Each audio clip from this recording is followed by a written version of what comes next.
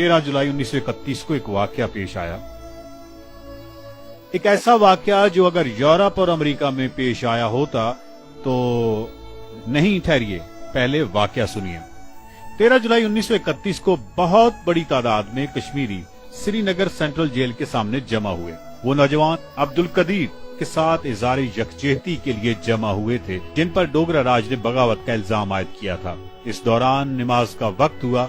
इज्तिमा में से एक कश्मीरी उठा और अजान देने लगा।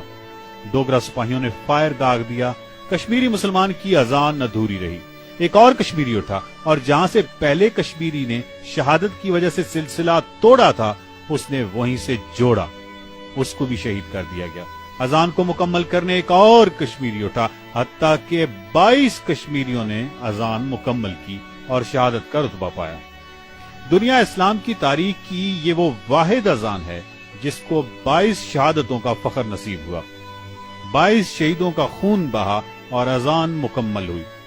तसव्वुर कीजिए, अजान जारी है और 22 अफराद पै दर पै शहीद हो रहे हैं अजान की खातिर, हक की खातिर, हक के खुद इरादियत की खातिर। अगर कश्मीर किसी तरक्की याफ्ता बर आजम में होता तो यकीनन हक के खुद इरादियत तो हासिल कर चुका होता, लेकिन इसके साथ इन 22 शहीदों पर सैकड़ों किताबें और कम अज कम 20 फिल्में जरूर बन चुकी होती कि ब्रेव हार्ट के मौजू से कहीं बड़ा मौजू था। इतना ब्रेव हार्ट कोई कश्मीरी मुसलमान ही रख सकता है। दुनिया में जबर और मज़ाहमत के खूंरेज वाकयात में ये 22 शहीद और एक अजान सरे फहरिस्त रहेंगे।